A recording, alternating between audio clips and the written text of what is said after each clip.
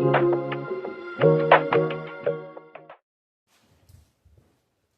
hello. My name is Michelle. I'm 51 and I am determined to get my money management skills at just a level that just works for me. And so what that looks like is I've been tracking my spending, then I added a weekly budget. Now, based on I've been tracking my spending probably about 6-7 months, but for the last month I gave myself an actual budget. So I gave myself $150 in April, and now that we're in May, after looking at my spending, I realized, okay, I need more weekly money. So this was my first week upping it. So my May budget is 200, and oh my goodness, wait until you see how I did this week. I am going to scoot over this way, and then that way I can put my little pictures here. I decided to record without a mic today because the mic I have, to me, it's not as loud as I think it could be. So I think I'm gonna have to probably order a new mic. But I'm gonna read off my numbers to you, and I'm gonna put a little picture right here. So here is what I've been using, pieces of paper.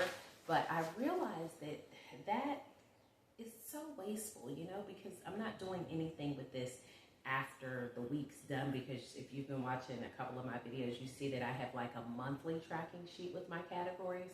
So what I've decided that I'm moving on to for like the next few weeks, moving on, is just I found a page protector, and I just put a piece of paper in it, and I'm gonna track my weekly spending on this.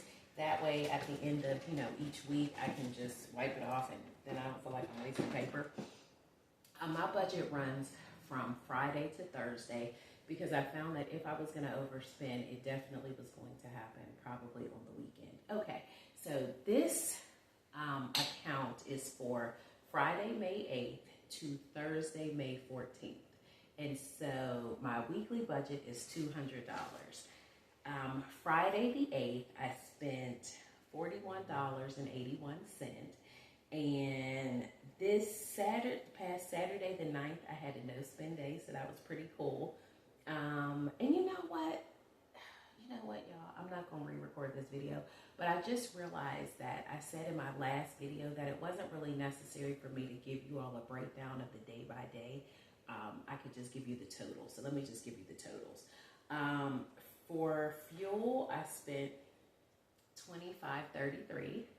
I'm staying in the $25 range because I'm out on the West Coast. Gas is high. I mean, like, it's really high. And so for me, I just put $25 in every Friday and hope it gets me to the following Friday. So far, that has been working. Next, on food, I spent $51.77. I'm definitely trying to eat healthier. And so I'm somebody who literally can eat like the same thing every day. And so a lot of this food budget on a weekly basis is really going towards snacks, not actual like food. So I'm really trying to lean into I think I'm gonna start doing like themed dinner weeks. So like one week it might be American, another week it might be Chinese, following week it might be Mexican, following week it might be Cajun or something like that. Because I think just for me, I believe in decision fatigue, and I have so many different moving pieces of things I'm trying to figure out. In particular, my duplex, trying to get that fixed up, a basement renovation. So I just need to hold on to as much cognitive brain power as I can. So that's what I'm leaning towards. But so I spent $51.77 on food.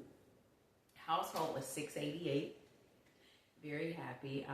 Household tends to be a big category for me, so I'm happy that I was able to keep household under $10 for the week. And then miscellaneous was $10.51, and that was a business expense because I have two businesses. So I have a real estate business, and then I have a teacher business. So with my teacher business, I have a TPT store, and I've also started to do some supplemental work connected to the fact that I taught for so many years. I didn't really give an intro, but I'm a retired teacher. I've been retired now for a little over a year. I retired last January of 2025, so I've been off a little over a year because I'm filming this in May. So I needed to make some copies, and I think what I'm going to do is just use my home printer for now on, but I needed them kind of right away. So I ended up having to go out and make copies. So that's what that miscellaneous was. And then dining out was $42.32 now. Dining out is like slowly creeping up because what's happening is because I'm trying to eat healthier, normally my dining out is like McDonald's, one of my favorite places, and Taco Bell, love Taco Bell. And so now that I'm trying to eat healthier, I'm definitely a stress eater. So if I'm stressed or anxious, that processed food, I don't know, something, it just calms me down. So I'm trying to move away from that. And so I've been eating a bunch of acai bowls. However, the acai bowls are like $15 a pop because they're like $12 and I'm giving like a $3 tip. And so this past week, I'm like, okay, Michelle, nothing's wrong with your acai bowls, but you're gonna have to figure out how to make them at home. So I'm so excited. Sprouts has like the acai sorbet. Love it. So I bought some of that. I got some granola, I got bananas, I got strawberries, and I already had honey. So, and those are the ingredients, that I get when I go pay the $15 for the acai bowl. I made myself one yesterday. It was delicious. So definitely the dining out should be less for the following week because now I'm just making my acai bowls at home. Okay, so grand total, $136.81. So here's what I find so interesting about that. When my budget was $150, I could not stay under $150. It just felt like, ugh. Now that I've upped my budget to $200, now I managed to stay under $150. So I like the $200. I think what it did as far as brain power is giving myself that extra $50. I think it helped me not have to use so many brain cells with every single purchase, because I knew I had a little wiggle room. The other thing that I figured out is I'm using this app called Spending Tracker. I'm going to put it right here. And it's a free app, and you can log your spending. So here's my two-step process now. So originally, I was trying to write down my daily spending. However, after watching one of my favorite budgeting YouTubers, her name is Monet's Money, and I realized she does hers weekly also. So I was like, okay, Michelle, just do it weekly. So I have a folder or really an envelope that I keep my receipts in. But what I'm using in real time is I'm using the spending app.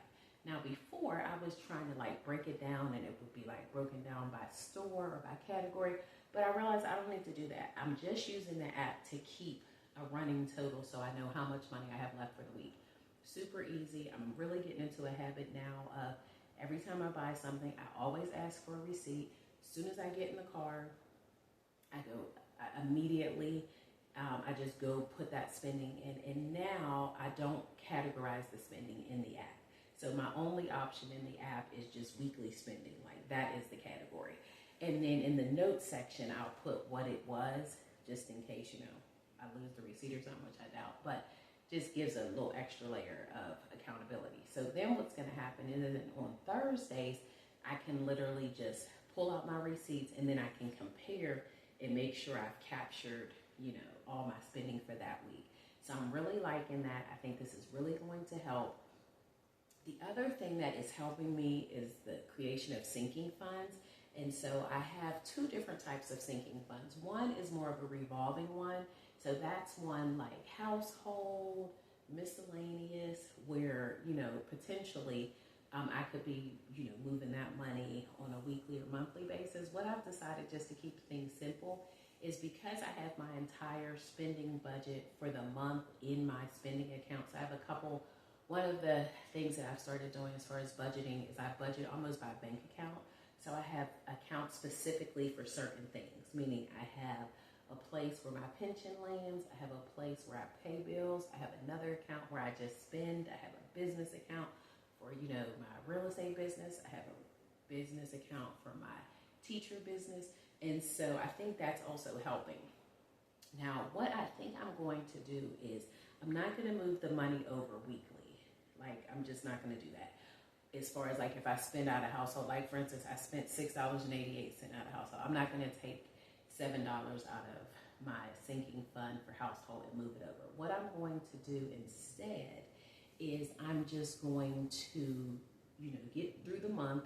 And as we start getting to the later weeks in the month, if I find I'm running low on money, then I'll look at my sheet from each week and I can see, oh, okay, well, so far I've spent, $25 in household, and then I could kind of replenish it as I need to. You know what I mean?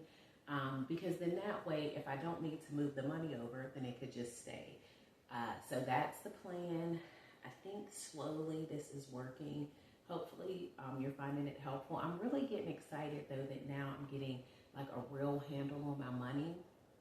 And also I'm finding some ways to kind of just relax so that I'm not like kind of doing all this anxiety spending. I don't even know if that's really a term. But I have started doing things like every evening I read out on my balcony.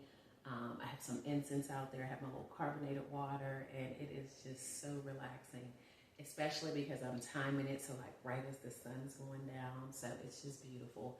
I've also started kind of just doing a gratitude journal at night where I just got a regular old planner, and every day I just write down, the good things that happened that day. I'm finding that super helpful. I wake up to a morning routine of I drink tea, I burn an incense. And so I'm hoping that all these like little things I'm doing to try to calm my nervous system will also show up in my money patterns, meaning I'm not spending as much money just trying to settle my mind. Hopefully, preferably before the end of this month, I do want to start incorporating more self-care. Ideally, I would love to get weekly massages. Right now, that's not in my budget, but I'm hoping to work my way up to that. So for now, my plan is that at the end of the month, I will at least be able to get like an hour massage. And eventually, I would like to get to a point where I'm getting like a 30-minute foot massage and a 30-minute back massage every week. Like that would be like, yes, because I feel like I'm working my way up to like a platinum dream life right now. I feel like I'm at like a bronze level. And so I just want to work my way up to that platinum level, which definitely includes weekly massages. And weekly casino trips. Right now, I can afford to go to the casino and spend $40 like every 2 weeks. So I'm hoping, of course, once the duplex is up and running and the basement renovations are finished, that I'll be able to do that. So thank you for watching. I appreciate your comments and your positive energy. If you have any tips or tricks, please let me know. And until later, be grateful. Bye-bye.